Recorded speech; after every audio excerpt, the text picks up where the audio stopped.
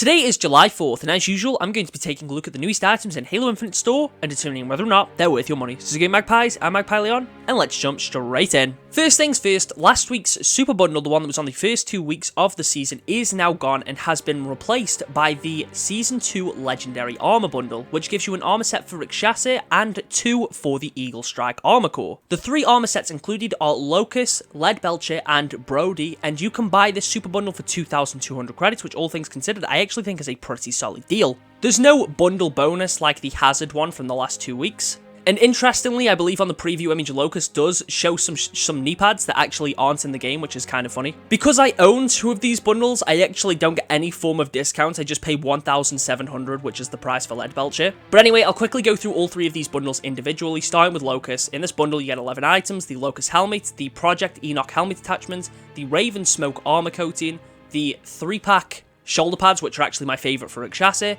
You get the Ruckamuk Range King chest piece, the Doisak Kiss Legendary Wrist Attachment, which looks awesome, it reminds me of Predator, and the Legendary Crossing Nameplate, Armor Emblem, Weapon Emblem, and Vehicle Emblem. Brody costs 1,400 credits and contains 12 items. You get the Brody Helmet, the Gummy Tube Filter Helmet Attachment, the Praetorian Zephyr Armor Coating for Eagle Strike, the Rat Pack Shoulder Pads, the Journeyman Chest Piece, which kind of reminds me of Iron Man's Mark 1. You also get the Graphite Soul Visor, which if you don't have a black visor, this is a pretty good option considering the other ones were Ultimate Rewards or Esport Bundles. You get the rigged legendary knee pads, and you also get a nameplate, an armor emblem, a vehicle emblem, and a weapon emblem. And finally, we have Lead Belcher, which costs 1,700 credits, making it one of, if not the most expensive armor set currently in the game.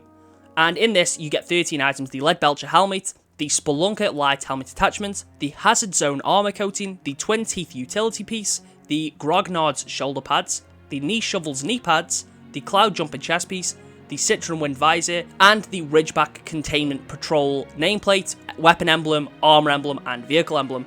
Overall, for 1,700, I definitely don't think Lead Belcher is worth that price. I think that costs way too much for an armor set. Brody is definitely pushing the higher side. I think Locust is fine. But anyway, moving on to today's daily, you can get the Golden Eagle Bundle. This is the miniaturized version of the bundle that costs 500 credits. It gives you the Golden Eagle weapon model and the Arena Clash weapon coating for the assault rifle. Overall, I don't think this is too bad. It doesn't make a huge change to the assault rifle compared to some of the newer ones, but I still think it's a pretty nice weapon model.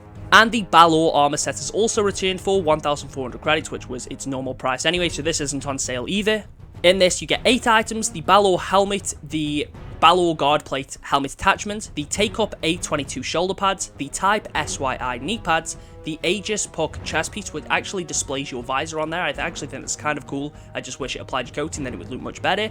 You also get the Amber Wave legendary visor and the Kinetic Instruction armor coating. Overall, in comparison to something like Locust that actually technically contains a little bit more, yes, that is because of the emblem, I do think Balor is a little bit overpriced, being 1,400 credits. I do think that is very pricey. But if you are a fan of the Mirage Armor Core, then it's a pretty solid choice.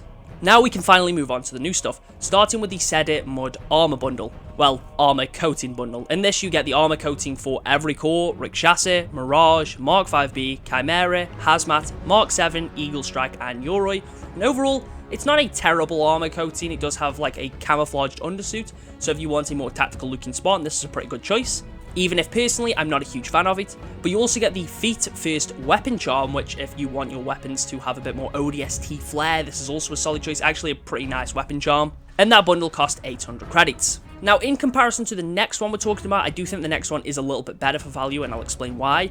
But this is the Gulf Shore Bundle. Again, you get an armor coating that you get for every core, this being the Gulf Shore Armor Coating. It's not too bad. Again, I'm not the biggest fan of it. It's probably not one I'll use, but I don't think it's a terrible coating. Again, you get it for Ricochet, Mirage, Yoroi, Mark 5B, Mark 7, Hazmat, Eagle Strike, and Chimera. However, in this one, instead of a weapon charm, you get the Mark 6 Gen 1 shoulder pads for the Mark 7 armor core. And obviously, being Master Chief's biggest simp, these are probably going to be an instant cop for me. I'm probably going to buy this bundle just for the shoulder pads, even if I actually won't end up using them. Well, I probably will for a little bit, but that's not the point. Anyway, I do think the value of the shoulder pads, for me personally, I think is a bit better than the weapon charm, although that being said, you will actually see your weapon charm in game as it's actually on your weapons. But anyway, for 800, I do think they're on the pricey side, again, considering it's basically just one coating with one extra item. But moving on to our final bundle this week, and this is the big one this week, this is the Steelheart Bundle. This is a mix of a miniature armor set for hazmat. It also comes with a bunch of coatings for your armor and weapons, as well as a weapon charm. Starting off with the armor PCs, you get the Steelheart legendary helmet for the hazmat armor core. This one looks really weird. And this also has the Threatwave FTK helmet attachment. You also get the Lifeguard OxyLink shoulder pads, the Lifeguard Heartguard chest piece, and the Lifeguard OxyLink knee pads. Overall, some decent pieces for hazmat. I'm not a huge fan of the helmet, but I do think the other pieces are quite nice. And you also get the very vibrant Lime Time armor coating for all of your armor cores. Again, Rakshasa, Mirage, Hazmat, Mark 5B, Chimera, Eagle Strike, Mark 7, and Yoroi.